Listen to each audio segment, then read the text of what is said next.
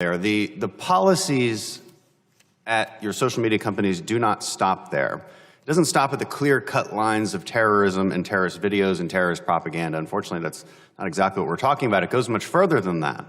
It goes down the slippery slope of what speech is appropriate for your platform and the vague standards that you employ in order to decide what is appropriate. And this is especially concerning given the recent news and the recent leaked emails from Google. They show that labeling mainstream conservative media as Nazis is a premise upon which you operate. It's not even a question, according to those emails. The emails say, given that Ben Shapiro, Jordan Peterson, and Dennis Prager are Nazis, given that that's a premise, what do we do about it? 2 of 3 of these people are Jewish, very religious Jews, and yet you think they're Nazis. It begs the question, what kind of education do people at Google have? So they think that religious Jews are Nazis? 3 of 3 of these people had family members killed in the Holocaust. Ben Shapiro is the #1 target of the alt-right, and yet you people operate off the premise that he's a Nazi.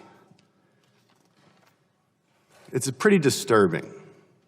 And it gets to the question, do you believe in hate speech? How do you define that? Can you give me a quick definition right now? Is it written down somewhere, Google? Can you give me a definition of hate speech? Congressman, yes. So hate speech, again, as updated in our guidelines now, extends to superiority over protected groups to justify discrimination, violence, and so on, based on a number of defining characteristics, whether that's race, sexual orientation, veteran status. Do you have an example of Ben Shapiro or Jordan Peterson or Dennis Prager engaging in hate speech? Do you have one example off the top of your head? So, Congressman, we evaluate individual piece of content based on that content rather than based on the speaker. Okay. Let's get to the next question. Do you believe speech can be violence? All right, just be violence. Do you believe that speech that isn't specifically calling for violence can be labeled violence and therefore harmful to people? Is that possible? Congressman, I'm not sure I fully understand the distinction you're drawing. Certainly, again, incitement to violence or things that are encouraging dangerous behavior, those are things that would be against our policies. Here's the thing. When you call somebody a Nazi, you can make the argument that you're inciting violence, and here's how.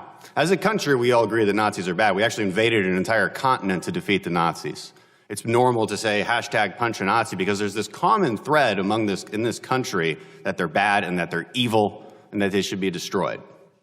So when you're operating off of that premise, and frankly, it's a good premise to operate on, well, what you're implying then is that it's okay to use violence against them.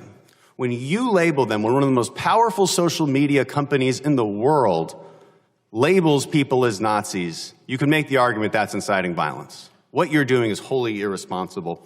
It doesn't stop there. You read through it, it has nothing to do with it. A few days ago, and this goes to you, Ms. Burkett, one of my constituents posted photos on Facebook of Republican women daring to say that there are women for Trump. Facebook took down that post right away with no explanation. Is there any explanation for that? Without seeing it, it's hard for me to opine. That doesn't violate our policies, but I'm happy to follow up on the specific example with you. Thank you. Listen, here's what it comes down to. If we don't share the values of free speech, I'm not sure where we go from here. This practice of silencing millions and millions of people, it will create wounds and divisions in this country that we cannot heal from. This is extremely worrisome. You've created amazing platforms. We can do amazing things with what these companies have created. But if we continue down this path, it'll tear us apart. You do not have a constitutional obligation to enforce the First Amendment, but I would say that you absolutely have an obligation to enforce American values, and the First Amendment is an underpinning of American values that we should be protecting until the day we die. Thank you, and thank you for indulging me, Mr. Chairman. Thank you.